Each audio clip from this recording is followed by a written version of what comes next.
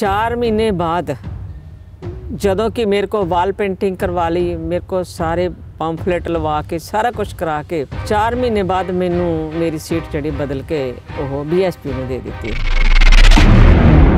और seat declare करके मेरे को इत्थे ਜਿਹੜੇ सीनियर बंदे सी उन्होंने भेजा भी तुसी श्री हरगोबिंदपुर तो लड़ लो। मैं उत्थे क्यों लड़ा जी, मेरा घर इत्थे है, मैं काम इत्थे कीता, मैं हल्के च काम करती रही ते उत्थे मेरा कोई बेस नहीं बनता, जिथे मैं काम नहीं किया उत्थे कोई इहो जी गल नहीं हो सकती। जिले के जथेदारां नूं चंगा नहीं लगता कि शाम 84 च कोई MLA बने। जो पहला 17 विच चोणां होईयां, 17 च भी सरदार हरजिंदर सिंह धामी मेरे डट के विरोधी सीगे। इन्हां ने मेरी अखबारां च भी विरोधता कीती क्योंकि ये चाहुंदे आ कि जिहड़ा इन्हां दे सज्जे खब्बे घुमदा ना उहनूं टिकट दवाई, चाहे जिते चाहे हारे। ते इन्हां ने अकाली दल दा तहस नहस करके रख दिता। शाम 84 च ये सुपना ना लैण पे शाम 84 च भी अकाली दल आऊगा, क्योंकि इन्हों लोड़ हैगी आले दुआले इन्हों के घूमने वाले लीडर की। इन्हों किसी वर्कर की लोड़ नहीं, इन्हों किसी उस बंदे की लोड़ नहीं जोड़ा कि निधड़क होके काम करता हो। जो पिछली बार 17 के चोणां सीगियां, पार्टी की तकड़ी का निशान सी, उदों प्रधान साहब ने लोगों को कहा जाके झाड़ू में वोटां पाओ, उदों पार्टी कित्थे गई सी? कोई मैनू इन्हां दा कोई खौफ नहीं हैगा, कोई गल नहीं हैगी, क्योंकि मैं तो रब तो डरदी हाँ, बाकी इन्हां तो नहीं डरदी। मैं आज़ाद लड़ांगी और पूरे जोश नाल लड़ांगी।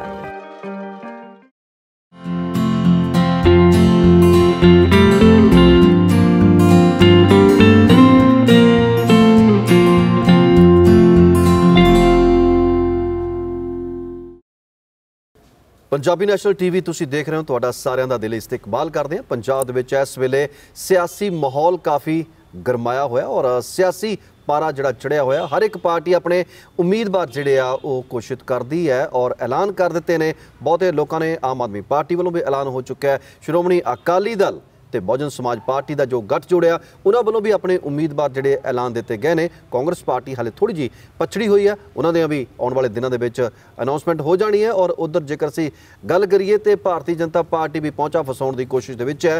तो अज असीं पहुंचे हैं हल्का शाम 84। हल्का शाम 84 का जिक्र जो आता है तो बीबी महेंद्र कौर जोश होना का जिक्र करना बनता है, क्योंकि वो इत्थों 3 बार हल्के की नुमाइंदगी कर चुके हैं और नाल दी नाल साबका मंत्री भी रह चुके हैं।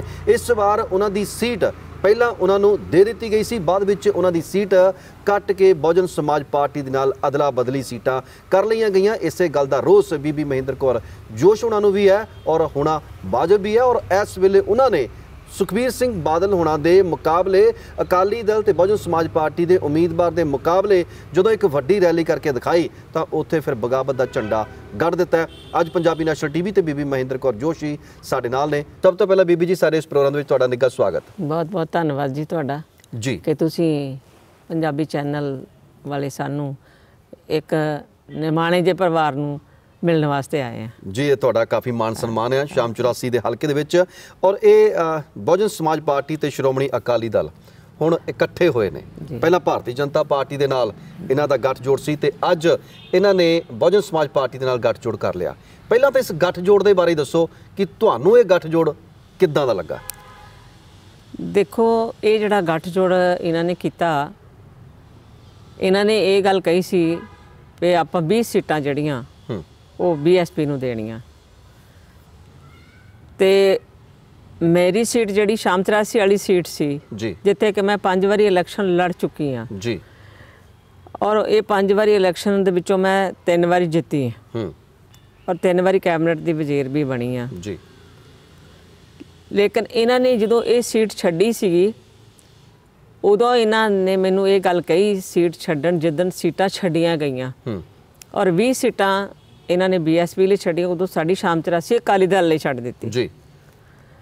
लेकिन 4 महीने बाद जदों कि मेरे को वाल पेंटिंग करवा ली, मेरे को सारे पंफलेट लवा के सारा कुछ करा के 4 महीने बाद मैनू मेरी सीट जी बदल के वो BSP नूं दे दी। मैनू जो पता लगा 1-2 दिन कि इन्होंने सीट बदलनी आ तो मैं साडे प्रधान साहब जिहड़े सीगे सरदार सुखबीर सिंह बादल उन्होंने मैं पूछा भी की चक्कर आ, क्योंकि ये जड़ा हल्का शाम 84 आ 1947 तो 1997 तक कांग्रेस का राज रहा इत्थे जी। 50 ਸਾਲ ਕਾਂਗਰਸ ਇੱਥੇ ਰਾਜ ਕਰਦੀ ਰਹੀ ਜੀ। ਔਰ ਇਸ 97 ਚ ਮੇਰੇ ਸਵਰਗੀ ਪਿਤਾ ਗਿਆਨੀ ਅਰਜਨ ਸਿੰਘ ਜੋਸ਼ ਆਏ ਸੀ ਜੀ। ਉਸ 1 ਸਾਲ ਦੇ ਸਮੇਂ ਤੋਂ ਬਾਅਦ ਉਹਨਾਂ ਸਾਡੇ ਤੋਂ ਦੂਰ ਚਲੇ ਗਏ, ਰੱਬ ਨੂੰ ਪਿਆਰੇ ਹੋ ਗਏ ਜੀ। 98 ਚ ਮੈਨੂੰ ਇੱਥੇ ਸੇਵਾ ਦਿੱਤੀ ਗਈ ਜੀ। ਜ਼ਿਮਨੀ ਚੋਣ ਤੋਂ ਤੁਸੀਂ ਲੜੀ? ਮੈਂ ਚੋਣ ਲੜੀ ਸੀ ਜੀ। ਔਰ 98 ਤੋਂ ਲੈ ਕੇ ਅੱਜ ਤੱਕ ਮੈਂ ਅਕਾਲੀ ਦਲ ਇੱਥੇ ਬਣਾਉਂਦੀ ਰਹੀ, ਇੱਥੇ ਅਕਾਲੀ ਦਲ ਦੀ ਸੇਵਾ ਕਰਦੀ ਰਹੀ। ਮੈਂ ਤਾਂ ਪਾਣੀ ਪਾਉਂਦੀ ਰਹੀ ਅਕਾਲੀ ਦਲ ਦੇ ਬੂਟਿਆਂ ਨੂੰ। ਲੇਕਿਨ ਜਦੋਂ ਮੈਨੂੰ ਪਤਾ ਲੱਗਾ ਕਿ ਇਹਨਾਂ ਨੇ ਜਿਹੜੀ ਸੀਟ ਜਿਹੜੀ ਆ ਬਦਲ ਕੇ ਉਹ BSP ਨੂੰ ਦੇ ਦਿੱਤੀ ਆ, ਤੇ ਮੈਂ ਹਲਕਾ ਵੀ ਬੜਾ ਪਰੇਸ਼ਾਨ ਹੋਇਆ ਜੀ, ਕਿਉਂਕਿ ਸਾਡੀ ਸੀਟ ਜਿਹੜੀ ਸੀ ਇਹ ਨਿਕਲੀ ਸੀ 101% ਨਿਕਲੀ ਸੀ। ਹਲਕਾ ਪਰੇਸ਼ਾਨ ਹੋਇਆ ਔਰ ਜਿਨ੍ਹਾਂ ਲੋਕਾਂ ਦੇ ਕੰਮ ਕੀਤੇ ਸੀ ਉਹ ਵੀ ਬੜੇ ਪਰੇਸ਼ਾਨ ਹੋਏ। ਉਹਨਾਂ ਨੇ ਫਿਰ ਇਹ ਸੋਚ ਲਿਆ ਕਿ ਇਹ ਜਿਹੜਾ ਅਸੀਂ ਵੋਟ ਜਿਹੜੀ ਆ ਉਹ ਬੀਬੀ ਜੋਸ਼ ਨੂੰ ਹੀ ਪਾਉਣੀ ਹੈ ਜੀ। ਤੇ ਜਦੋਂ ਸੀਟਾਂ ਬਦਲਣੀਆਂ ਸੀਗੀਆਂ, ਕੀ ਉਸ ਵੇਲੇ ਪ੍ਰਧਾਨ ਸੁਖਬੀਰ ਸਿੰਘ ਬਾਦਲ ਹੋਣਾ ਦਾ ਤੁਹਾਨੂੰ ਫੋਨ ਆਇਆ ਕਿ ਬੀਬੀ ਜੀ ਆਪਾਂ ਸਮਝੌਤੇ ਦੇ ਅਨੁਸਾਰ ਇਹ ਸੀਟ ਚੇਂਜ ਕਰਨ ਲੱਗੇ ਆ, ਤੁਹਾਨੂੰ ਕੋਈ ਇਤਰਾਜ਼ ਤਾਂ ਨਹੀਂ? ਤੁਹਾਨੂੰ ਉਹਨਾਂ ਨੇ ਭਰੋਸੇ ਵਿੱਚ ਲਿਆ ਜਾਂ ਫਿਰ ਅੱਖਾਂ ਮੀਟ ਕੇ ਸੀਟ ਬਦਲ ਦਿੱਤੀ? ਜੇ ਉਸ ਦਿਨ ਮੈਨੂੰ ਫੋਨ ਜ਼ਰੂਰ ਆਇਆ ਸੀ ਜਿਸ ਦਿਨ ਮੇਰੀ ਸੀਟ ਇਹ ਅਕਾਲੀ ਦਲ ਵਾਸਤੇ ਛੱਡੀ ਗਈ ਸੀ। ਜਦੋਂ ਡਿਕਲੇਅਰ ਹੋ ਗਈ ਕਿ ਬੀਬੀ ਜੀ ਤੁਸੀਂ ਡਿਕਲੇਅਰ ਹੋਈ ਉਸ ਦਿਨ ਮੈਨੂੰ 2:30 ਵਜੇ ਫੋਨ ਆਇਆ ਪ੍ਰਧਾਨ ਸਾਹਿਬ ਦਾ। ਉਹਨਾਂ ਨੇ ਕਿਹਾ ਵੀ ਤੁਸੀਂ ਤੁਹਾਡੀ ਅਸੀਂ ਸੀਟ ਜਿਹੜੀ ਸੇਵ ਕਰ ਦਿੱਤੀ ਹੈ ਜੀ, ਤੁਸੀਂ ਇਹ ਸੀਟ ਤੇ ਲੜਨਾ ਮਤਲਬ ਤਿਆਰੀ ਕਰੋ, ਤੁਸੀਂ ਸੈਟੀਸਫਾਈਡ ਹੋ? ਮੈਂ ਕਿਹਾ ਮੈਂ ਬਹੁਤ ਤੁਹਾਡਾ ਧੰਨਵਾਦ ਕਰਦੀ ਹਾਂ ਕਿ ਤੁਸੀਂ ਸੀਟ ਛੱਡ ਦਿੱਤੀ ਹੈ। ਉਦੋਂ ਮੈਨੂੰ ਫੋਨ ਕੀਤਾ ਔਰ ਜਦੋਂ ਇਹਨਾਂ ਨੇ ਸੀਟ ਜਿਹੜੀ ਆ ਉਹਨਾਂ ਨੂੰ ਦਿੱਤੀ ਆ ਉਦੋਂ ਨਹੀਂ ਇਹਨਾਂ ਨੇ ਮੇਰੇ ਨਾਲ ਗੱਲ ਕੀਤੀ ਔਰ ਸੀਟ ਡਿਕਲੇਅਰ ਕਰਕੇ ਮੇਰੇ ਕੋ ਇੱਥੇ ਜਿਹੜੇ ਸੀਨੀਅਰ ਬੰਦੇ ਸੀ ਉਹਨਾਂ ਨੂੰ ਭੇਜਿਆ ਵੀ ਤੁਸੀਂ ਸ੍ਰੀ ਹਰਗੋਬਿੰਦਪੁਰ ਤੋਂ ਲੜ ਲਓ।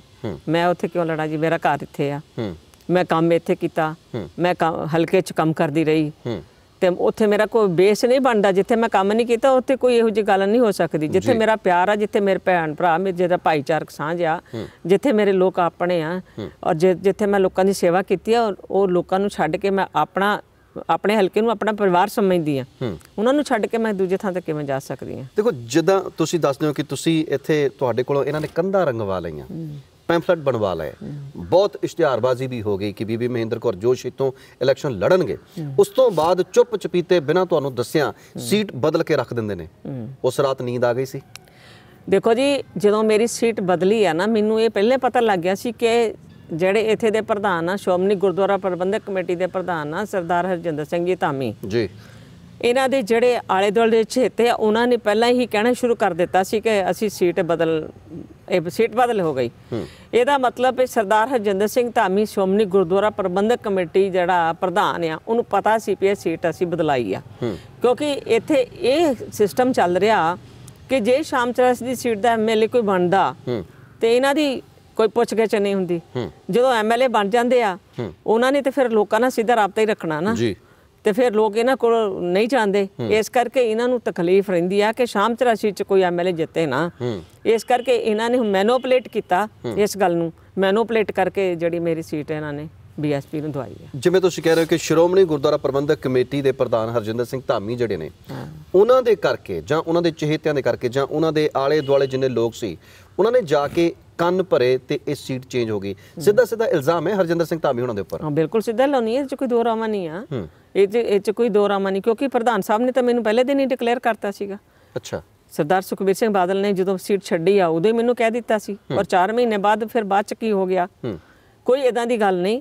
ਲੇਕਿਨ ਇਹਨਾਂ ਨੂੰ ਹੀ ਚੰਗਾ ਨਹੀਂ ਲੱਗਦਾ, ਜ਼ਿਲ੍ਹੇ ਦੇ ਜਥੇਦਾਰਾਂ ਨੂੰ ਚੰਗਾ ਨਹੀਂ ਲੱਗਦਾ ਕਿ ਸ਼ਾਮ ਚਰਾਸੀ 'ਚ ਕੋਈ MLA ਬਣੇ, ਔਰ ਇਹਨਾਂ ਨੂੰ ਇਹ ਵੀ ਨਹੀਂ ਚੰਗਾ ਲੱਗਦਾ ਕਿ ਬਣ ਕੇ ਕੋਈ ਪ੍ਰਧਾਨ ਮਤਲਬ ਸਪੋਰਟ ਕਰੇਗਾ। ਕੋਈ ਜਿਹਨੇ CM ਬਣਨਾ ਉਹਨੂੰ ਵੀ ਤਾਂ ਚਾਹੀਦਾ ਜੀ ਕਿ ਇਹ ਦੇਖਣਾ ਚਾਹੀਦਾ ਕਿ ਕਿਹੜਾ ਸੀਨੀਅਰ ਆ। ਮੇਰੇ ਨਾਲ ਤੇ ਦੂਸਰੀ ਵਾਰੀ ਹੋ ਗਿਆ, 2000 ਦੇ ਵਿੱਚ ਵੀ ਮੇਰੇ ਨਾਲ ਹੋਇਆ ਇਦਾਂ, ਉਦੋਂ ਵੀ ਤੁਹਾਡੇ ਨਾਲ ਹੋਇਆ ਸੀ? ਉਦੋਂ ਵੀ ਹੋਇਆ, ਉਦੋਂ ਵੀ ਮੇਰੀ ਸੀਟ। ਇੱਕ ਦੂਸਰੀ ਬੜੀ ਹੈਰਾਨਗੀ ਦੀ ਗੱਲ ਆ ਕਿ ਦੁਆਬੇ ਵਿੱਚ ਮੈਂ ਇਕੱਲੀ ਐਸੀ ਔਰਤ ਆ, ਔਰ ਮੇਰੇ ਤੇ ਕਿਉਂ ਇਹ ਗੱਲ ਹੁੰਦੀ ਆ, ਬਾਕੀਆਂ ਤੇ ਕਿਉਂ ਨਹੀਂ ਹੁੰਦਾ ਇਹ ਕੰਮ? ਆ ਦੂਜੀ ਵਾਰੀ ਇਹ ਹੋ ਗਿਆ। ਜਦੋਂ ਪਹਿਲਾਂ 17 ਦੇ ਵਿੱਚ ਚੋਣਾਂ ਹੋਈਆਂ, 17 ਚ ਵੀ ਸਰਦਾਰ ਹਰਜਿੰਦਰ ਸਿੰਘ ਧਾਮੀ ਮੇਰੇ ਡਟ ਕੇ ਵਿਰੋਧੀ ਸੀਗੇ। ਅੱਛਾ। ਇਹਨਾਂ ਨੇ ਮੇਰੀ ਅਖਬਾਰਾਂ 'ਚ ਵੀ ਵਿਰੋਧਤਾ ਕੀਤੀ, ਕਿਉਂਕਿ ਇਹ ਚਾਹੁੰਦੇ ਆ ਕਿ ਜਿਹੜਾ ਇਹਨਾਂ ਦੇ ਸੱਜੇ ਖੱਬੇ ਘੁੰਮਦਾ ਨਾ ਉਹਨੂੰ ਟਿਕਟ ਦਵਾਈ, ਚਾਹੇ ਜਿੱਤੇ ਚਾਹੇ ਹਾਰੇ, ਕਿਉਂਕਿ ਇਹ 'ਚ ਆਪਣੇ ਰਾਈਟ ਹੈਂਡ ਬਣਾਉਂਦੇ ਆ, ਨਾ ਕਿ ਪਾਰਟੀ ਦਾ ਰਾਈਟ ਹੈਂਡ ਬਣਾਉਂਦੇ ਆ ਜੀ। ਤੁਹਾਡੇ ਕਹਿਣ ਦਾ ਮਤਲਬ ਹੈ ਕਿ ਇਹ ਜਥੇਦਾਰ ਹੋਣਾ ਦੀ ਸਾਰਿਆਂ ਦੀ ਮਿਲੀ ਭੁਗਤ ਕਰਕੇ ਤੁਹਾਡੀ ਟਿਕਟ ਕੱਟੀ ਗਈ ਹੈ। ਬਿਲਕੁਲ। ਹੁਣ ਤੁਹਾਡਾ ਕੀ ਇਰਾਦਾ, ਕਿਉਂਕਿ ਤੁਹਾਨੂੰ ਪਾਰਟੀ ਦੇ ਵਿੱਚੋਂ ਵੀ ਬਰਖਾਸਤ ਕਰ ਦਿੱਤਾ, ਕਿਉਂਕਿ ਤੁਸੀਂ ਸੁਖਬੀਰ ਸਿੰਘ ਬਾਦਲ ਹੋਣਾ ਦੇ ਬਰਾਬਰ ਇੱਕ ਐਸੀ ਰੈਲੀ ਕੀਤੀ ਆ ਕਿ ਜਿਹਨੂੰ ਦੇਖ ਕੇ ਉਹਨਾਂ ਨੂੰ ਵੀ ਨੀਂਦ ਨਹੀਂ ਆਈ ਹੋਣੀ ਜਦੋਂ ਰੈਲੀ ਇੰਨੀ ਵੱਡੀ ਤੁਸੀਂ ਕੀਤੀ ਹੈ, ਔਰ ਉਸ ਤੋਂ ਨਾਲ ਹੀ ਅਨਾਉਂਸਮੈਂਟ ਹੋ ਜਾਂਦੀ ਹੈ ਕਿ ਬੀਬੀ ਜੀ ਨੂੰ ਅਸੀਂ ਪਾਰਟੀ ਚੋਂ ਬਰਖਾਸਤ ਕਰਦੇ ਹਾਂ। ਮੈਂ ਤਾਂ ਇਹਨਾਂ ਦੀ ਪਾਰਟੀ 'ਚ ਪਹਿਲਾਂ ਤੋਂ ਹੀ, ਉਦੋਂ ਤੋਂ ਹੀ ਜਦੋਂ ਮੇਰੀ ਸੀਟ ਕੱਟਤੀ ਮੈਂ ਤਾਂ ਆਪਣੇ ਆਪ ਹੀ ਚੱਲ ਗਈ ਹਾਂ। ਮੈਂ ਤਾਂ ਬਾਹਰ ਰਿਹਾ ਉਦੋਂ ਤੋਂ ਹੀ, ਮੈਂ ਇਹਨਾਂ ਦੀ ਪਾਰਟੀ ਨਾਲ ਹੈ ਹੀ ਨਹੀਂ ਸੀਗੀ, ਕਿਉਂਕਿ ਇਹਨਾਂ ਨੂੰ ਵੀ ਪਤਾ ਮੈਂ ਕੰਮ ਕਰਦੀ ਰਹੀ, ਮੈਂ ਹਲਕੇ ਦੇ ਵਿੱਚ ਜਾਂਦੀ ਰਹੀ ਹਾਂ, ਮੈਂ ਬਿਲਕੁਲ ਇਹਨਾਂ ਦੀ ਵਿਰੋਧਤਾ ਕਰਦੀ ਹਾਂ, ਮੈਂ ਹੁਣ ਵੀ ਕਰਦੀ ਹਾਂ ਵਿਰੋਧਤਾ, ਕਿਉਂਕਿ ਜਦੋਂ ਇਹਨਾਂ ਨੇ ਸੀਟ ਕੱਟ ਹੀ ਦਿੱਤੀ ਮੇਰੀ, ਆ ਦੂਜੀ ਵਾਰੀ ਮੇਰੇ ਨਾਲ ਹੋਇਆ ਕਿ ਮੈਂ ਔਰਤ ਹਾਂ ਔਰ ਮੇਰੇ ਨਾਲ ਹੀ ਧੱਕਾ। ਔਰ ਸਾਡਾ ਪਰਿਵਾਰ ਜਿਹੜਾ ਸ਼੍ਰੋਮਣੀ ਅਕਾਲੀ ਦਲ ਦਾ ਬਹੁਤ ਪੁਰਾਣਾ ਪਰਿਵਾਰ ਆ ਜੀ। ਮੇਰੇ ਸਵਰਗੀ ਪਿਤਾ ਗਿਆਨੀ ਅਰਜਨ ਸਿੰਘ ਜੋਸ਼ ਚੜੇ ਸੀਗੇ, ਉਹ ਵਾਈਸ ਪ੍ਰਧਾਨ ਵੀ ਸੀ ਗੁਰਦੁਆਰਾ ਪ੍ਰਬੰਧਕ ਕਮੇਟੀ ਦੇ, ਔਰ ਐਸਜੀਪੀਸੀ ਦੇ ਮੈਂਬਰ ਵੀ 35 ਸਾਲ ਬਣੇ ਰਹੇ ਜੀ। ਤੇ ਮੇਰੀ ਵੀ 23 ਸਾਲ ਦੀ ਮਤਲਬ ਇੱਥੇ ਦੀ ਸੇਵਾ ਜਿਹੜੀ ਇੱਥੇ ਕੀਤੀ ਹੈ ਅਕਾਲੀ ਦਲ ਦੀ। ਤੇ ਇਹਨਾਂ ਨੇ ਅਕਾਲੀ ਦਲ ਦਾ ਤਹਿਸ ਨਹਿਸ ਕਰਕੇ ਰੱਖ ਦਿੱਤਾ ਸ਼ਾਮ 83 ਚ। ਇਹ ਸੁਪਨਾ ਨਾ ਲੈਣ ਪਏ ਸ਼ਾਮ 83 ਚ ਕੋਈ ਅਕਾਲੀ ਦਲ ਆਊਗਾ। ਅੱਛਾ ਜੀ। ਤੇ ਹੁਣ ਤੁਸੀਂ ਲੋਕਾਂ ਦੀ ਕਚਹਿਰੀ ਦੇ ਵਿੱਚ ਜਾਓਗੇ ਜੀ, ਕੀ ਆਲੇ ਦੁਆਲਿਓਂ ਕਿਸੇ ਹੋਰ ਪਾਰਟੀ ਦਾ ਹੱਲਾਸ਼ੇਰੀ ਜਾਂ ਸਮਰਥਨ ਜਾਂ ਫੋਨ, ਕਿਉਂਕਿ ਵੱਡੇ ਲੀਡਰ ਹੋ ਤੁਸੀਂ, ਕਿਉਂਕਿ ਇਹ ਤਾਂ ਹੈ ਨਹੀਂ ਕਿ ਕੋਈ ਪਹਿਲੀ ਵਾਰ ਇਲੈਕਸ਼ਨ ਲੜਨੀ ਸੀਗੀ ਇੰਨੀ ਦੇਰ ਤੇ, ਔਰ ਤੁਹਾਡੀ ਫੈਮਿਲੀ ਬੈਕਗਰਾਉਂਡ ਆਇਆ ਫੋਨ ਕੋਈ ਕਿ ਦੂਸਰੀਆਂ ਪਾਰਟੀਆਂ ਦੇ ਕਿ ਬੀਬੀ ਜੀ ਚੱਕ ਦਿਓ ਫੱਟੇ, ਅਸੀਂ ਤੁਹਾਡੇ ਨਾਲ ਆ? ਦੇਖੋ ਜੀ, ਪਹਿਲੀ ਗੱਲ ਤਾਂ ਇਹ ਆ ਕਿ ਫੋਨ ਤਾਂ ਕਰਨੇ ਆ ਸਾਰਿਆਂ ਨੇ। ਦੂਸਰੀ ਗੱਲ ਆ, ਫੈਸਲਾ ਮੈਂ ਆਪਣੀ ਮਰਜ਼ੀ ਨਾਲ ਲੈਣੀ ਹੁੰਦੀ ਆ, ਕਿਉਂਕਿ ਮੈਂ ਮੌਕਾ ਦੇਖਣਾ ਆ, ਫੈਸਲਾ ਕਰਨਾ ਮੌਕਾ ਮੈਂ ਉਹ ਦੇਖਾਂਗੀ ਜੋ ਮੇਰੇ ਹਲਕੇ ਦੇ ਲੋਕ ਜਿਹੜੇ ਵੋਟਰ ਤੇ ਸਪੋਰਟਰ ਕਹਿਣਗੇ ਜੀ, ਜੋ ਹਲਕੇ ਦੇ ਲੋਕ ਕਹਿਣਗੇ ਮੈਂ ਉਸ ਹਿਸਾਬ ਨਾਲ ਚੱਲਾਂਗੀ, ਕਿਉਂਕਿ ਵੋਟਾਂ ਵੀ ਉਹਨਾਂ ਦੀਆਂ ਤੇ ਟਿਕਟ ਵੀ ਉਹਨਾਂ ਦੀ ਆ।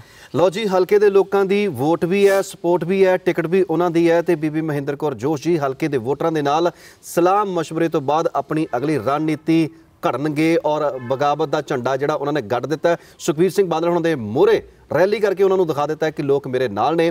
ਇਸੇ ਤਰ੍ਹਾਂ ਹੀ ਬਹੁਤ ਸਾਰੀਆਂ ਗੱਲਾਂ ਬਾਤਾਂ ਬੀਬੀ ਮਹਿੰਦਰ ਕੌਰ ਜੋਸ਼ ਉਹਨਾਂ ਦੇ ਨਾਲ ਚੱਲਦੀਆਂ ਰਹਿਣਗੀਆਂ। ਉਹਨਾਂ ਦੇ ਦਿਲ ਦੇ ਜਜ਼ਬਾਤ ਅਸੀਂ ਤੁਹਾਡੇ ਨਾਲ ਸਾਂਝੇ ਕਰਦੇ ਰਹਾਂਗੇ। ਸਮਾਂ ਇੱਕ ਬ੍ਰੇਕ ਦਾ, ਇਸ ਬ੍ਰੇਕ ਤੋਂ ਬਾਅਦ ਮੁੜ ਮਿਲਦੇ ਹਾਂ।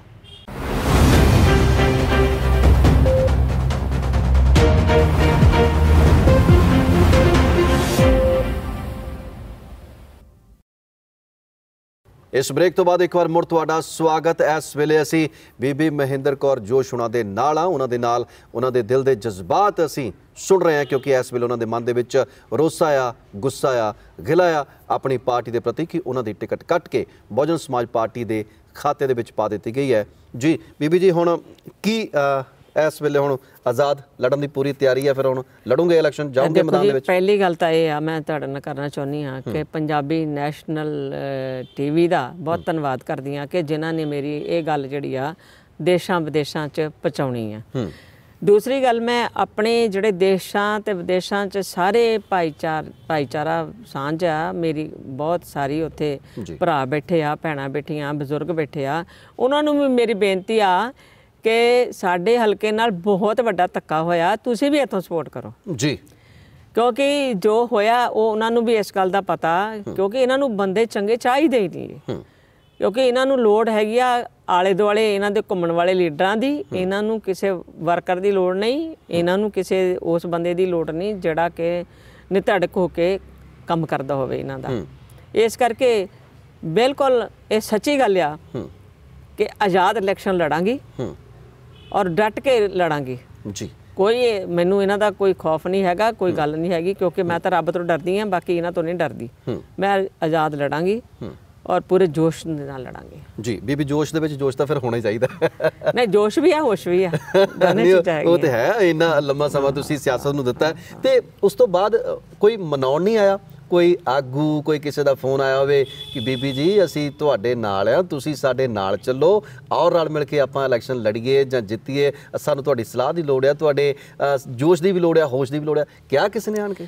ਦੇਖੋ ਜੀ, ਜਿੱਦਣ ਮੇਰੀ ਟਿਕਟ ਇਹਨਾਂ ਨੇ ਕੱਟ ਕੇ ਅਨਾਉਂਸ ਕਰਤੀ ਨਾ, ਦੂਜਾ BSP ਨੂੰ ਦੇ ਦਿੱਤੀ, ਉਸ ਦਿਨ ਇੱਥੇ ਇਹਨਾਂ ਦੇ ਲੀਡਰ ਸਰਦਾਰ ਆਪਣਾ ਚੀਮਾ ਸਾਹਿਬ ਆਏ ਸੀਗੇ, ਦਲਜੀਤ ਸਿੰਘ ਚੀਮਾ, ਉਹ ਆਏ ਸੀ, ਨਾਲ ਐਸਜੀਪੀਸੀ ਦਾ ਪ੍ਰਧਾਨ ਵੀ ਆਇਆ। ਔਰ ਮੈਨੂੰ ਇਹ ਗੱਲ ਮਨਾਉਣ ਵਾਸਤੇ ਆਏ ਸੀ ਕਿ ਤੁਸੀਂ ਸ੍ਰੀ ਹਰਗੋਬਿੰਦਪੁਰ ਤੋਂ ਲੜ ਲਓ ਜਾਂ ਤੁਸੀਂ ਦੀਨਾ ਨਗਰ ਤੋਂ ਲੜ ਲਓ।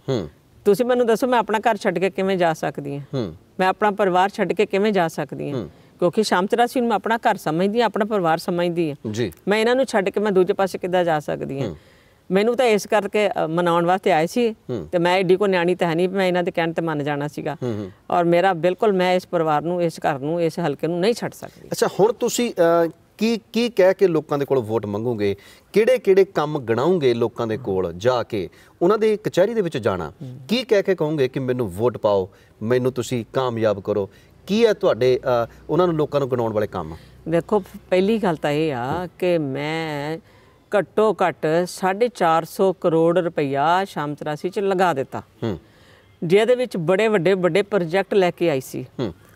ਇੱਕ ਜ਼ਰੂਰੀ ਪ੍ਰੋਜੈਕਟ ਜਿਹੜੇ ਸੀ, ਜਿੱਦਾਂ ਮੇਘੋਵਾਲ ਦਾ ਨਾਲਾ ਸੀ, 5 ਕਰੋੜ ਰੁਪਇਆ ਉਹਦੇ ਤੇ ਲਾਇਆ ਸੀਗਾ, ਪਾਣੀ ਸਾਰੇ ਸ਼ਹਿਰ ਦਾ ਗੰਦਾ ਉੱਥੇ ਜਾਂਦਾ ਸੀ, ਉਹਨੂੰ ਕੰਪਲੀਟ ਕੀਤਾ। ਸ਼ਾਮ 84 ਹਸਪੀਟਲ 30 ਬੈੱਡ ਦਾ ਬਣਾਇਆ, ਜੀਂਦੀ ਜਾਗਦੀ ਮਿਸਾਲ ਆ ਉਹ ਬਣਾਇਆ। 12 ਸਕੂਲ ਅਪਗ੍ਰੇਡ ਕੀਤੇ। ਮੈਂ ਇੰਨੇ ਕੰਮ ਕੀਤੇ ਆ, ਔਰ 200 ਕਿਲੋਮੀਟਰ ਸੜਕਾਂ, 250 ਕਿਲੋਮੀਟਰ ਸੜਕਾਂ ਤੱਕ ਮੈਂ ਬਣਾ ਦਿੱਤੀਆਂ। ਔਰ ਜਿਹੜਾ ਕੰਮ ਨਹੀਂ ਵੀ ਹੋਇਆ ਸੀ ਕਦੇ ਕਿਸੇ ਦਾ, ਉਹ ਵੀ ਮੈਂ ਕੰਮ ਕੀਤਾ। ਸੁਵਿਧਾ ਸੈਂਟਰ ਵੀ ਬਣਾਏ, ਸਾਰਾ ਕੁਝ ਕੀਤਾ। ਮੈਂ ਤਾਂ ਮਤਲਬ ਇੰਨਾ ਕੰਮ ਕੀਤਾ। ਮੈਂ ਤਾਂ ਕੰਮ ਦੇ ਆਧਾਰ ਤੇ ਵੋਟ ਮੰਗਣੀ ਹੈ, ਕੰਮ ਦੇ ਆਧਾਰ ਤੇ ਮੈਨੂੰ ਵੋਟ ਪੈਣੀ ਹੈ।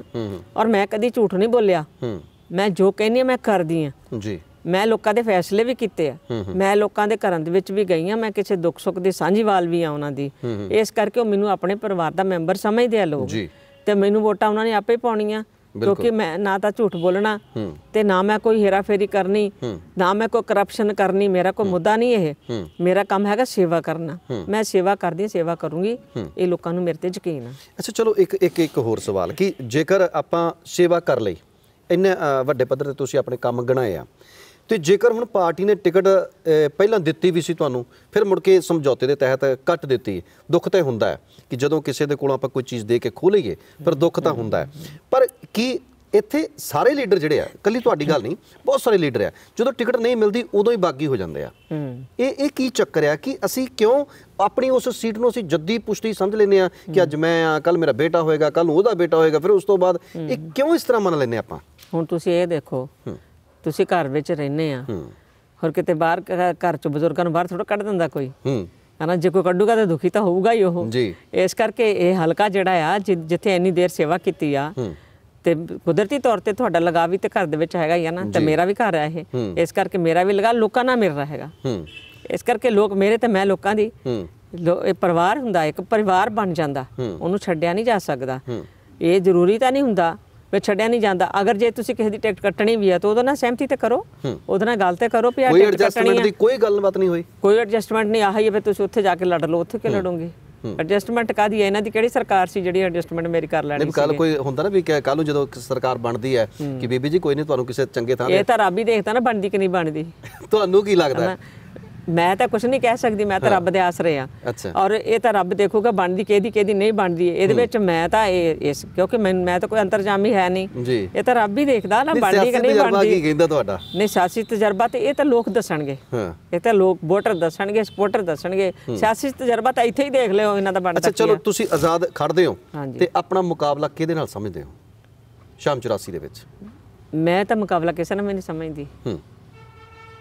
ਮੈਂ ਤਾਂ ਆਪਣੇ ਆਪ ਨੂੰ, ਮਤਲਬ ਮੈਨੂੰ ਇੰਨਾ ਭਰੋਸਾ ਹੈ ਪ੍ਰਮਾਤਮਾ ਤੇ ਵੀ, ਇੰਨਾ ਜਨਤਾ ਤੇ ਭਰੋਸਾ ਆ ਕਿ ਆਪਣੀ ਸੀਟ ਨਿਕਲੀ ਹੈ ਪੱਕਾ। ਹਾਂ, ਇੰਨਾ ਕੌਨਫੀਡੈਂਸ। ਹਾਂ ਜੀ। ਤੇ ਬਾਕੀ ਸਾਰੇ ਹੁਣ ਪਾਰਟੀ ਤੋਂ ਬਿਨਾਂ ਚੋਣ ਆਜ਼ਾਦ ਜਿਹੜੀ ਲੜਨੀ ਹੈ, ਕਿਉਂਕਿ ਤੁਹਾਡਾ ਤਜਰਬਾ ਰਿਹਾ, ਜਿੱਥੇ ਪਾਰਟੀ ਦੀ ਵੋਟ ਇੱਕ ਵੱਜਵੀਂ ਹੁੰਦੀ ਆ, ਆਜ਼ਾਦ ਉਮੀਦਵਾਰ ਦੇ ਵਾਸਤੇ ਬਹੁਤ ਔਖਾ ਹੁੰਦਾ ਇਹ ਘੋਲ ਘੁਲਣਾ।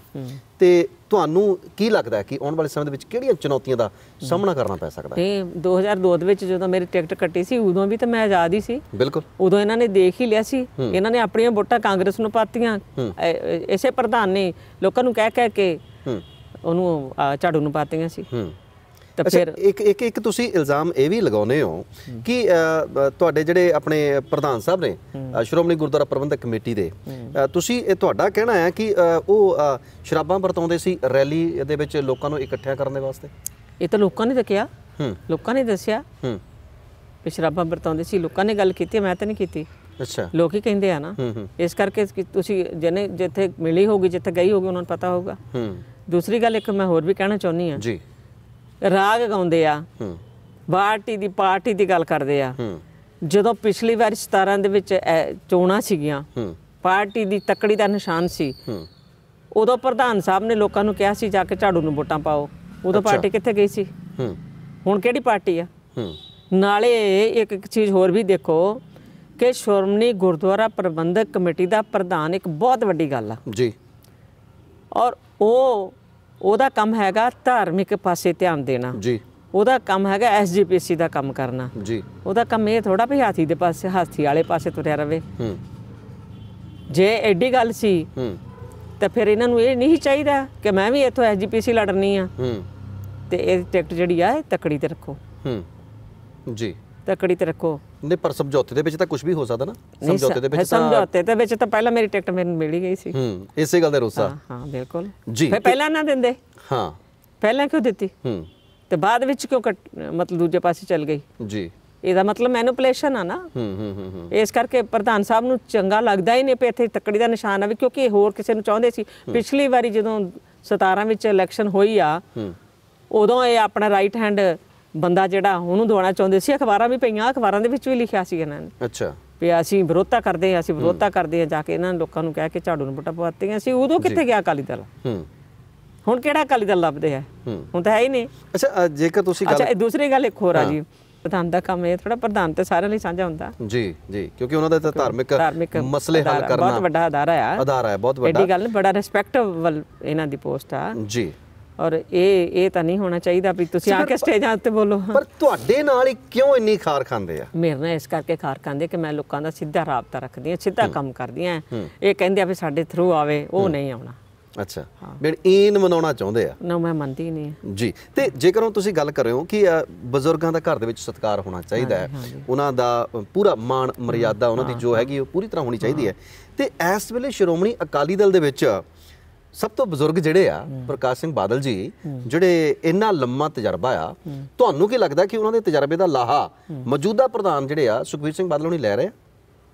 ਇਹ ਤਾਂ ਉਹਦੇ ਬਾਰੇ ਉਹਨਾਂ ਨੂੰ ਪਤਾ ਹੋ ਜਾਂ ਜਨਤਾ ਨੂੰ ਪਤਾ ਹੋਊਗਾ। ਜਨਤਾ ਦੇ ਦੇਣਗੇ 22 ਦੀ ਵਿੱਚ ਇਲੈਕਸ਼ਨ 'ਚ। ਅੱਛਾ ਜੀ, ਚਲੋ ਠੀਕ ਹੈ ਜੀ। ਦੇਖਦੇ ਹਾਂ ਕਿ ਆਉਣ ਵਾਲੇ ਸਮੇਂ ਦੇ ਵਿੱਚ 2022 ਦੀਆਂ ਜਿਹੜੀਆਂ ਚੋਣਾਂ ਹੋਣੀਆਂ ਨੇ, ਬਸ ਥੋੜੇ ਦਿਨ ਰਹਿ ਗਏ ਨੇ, ਔਰ ਇਹਨਾਂ ਚੋਣਾਂ ਦੇ ਵਿੱਚ ਪਤਾ ਲੱਗ ਜਾਏਗਾ। ਔਰ ਬੀਬੀ ਮਹਿੰਦਰ ਕੌਰ ਜੋਸ਼ ਜੀ, ਉਹਨਾਂ ਦੇ ਦਿਲ ਦੇ ਜਜ਼ਬਾਤ ਅਸੀਂ ਤੁਹਾਡੇ ਨਾਲ ਸਾਂਝੇ ਕੀਤੇ। ਤੁਸੀਂ ਸਾਡੇ ਇਸ ਪ੍ਰੋਗਰਾਮ ਦੇ ਵਿੱਚ ਆਏ, ਤੁਹਾਡਾ ਬਹੁਤ ਬਹੁਤ ਧੰਨਵਾਦ। ਥੈਂਕ ਯੂ, ਤੁਹਾਡਾ ਸ਼ੁਕਰੀਆ ਜੀ, ਮਿਹਰਬਾਨੀ ਜੀ। ਬੀਬੀ ਜੀ, ਅਸੀਂ ਤੁਹਾਡੇ ਲਈ ਬਹੁਤ ਸਾਰੀਆਂ ਸ਼ੁਭ ਕਾਮਨਾਵਾਂ ਦਿੰਦੇ ਹਾਂ ਕਿ ਤੁਸੀਂ ਇਸ ਮੁਕਾਬਲੇ ਦੇ ਵਿੱਚ ਅੱਗੇ ਆਵੋ। ਔਰ ਫਿਲਹਾਲ ਇਸ ਵੇਲੇ ਸਮਾਂ ਅੱਗੇ ਲੰਘ ਗਿਆ ਜੀ, ਔਰ ਇਸ ਲੰਘਦੇ ਹੋਏ ਸਮੇਂ ਦੇ ਨਾਲ ਨਾਲ ਸਾਨੂੰ ਵੀ ਚੱਲਣਾ ਪਏਗਾ। ਫਿਲਹਾਲ ਅੱਜ ਦੀ ਮੁਲਾਕਾਤ ਇੱਥੇ ਹੀ ਖਤਮ। ਦਿਓ ਇਜਾਜ਼ਤ, ਬਹੁਤ ਬਹੁਤ ਸ਼ੁਕਰੀਆ ਜੀ।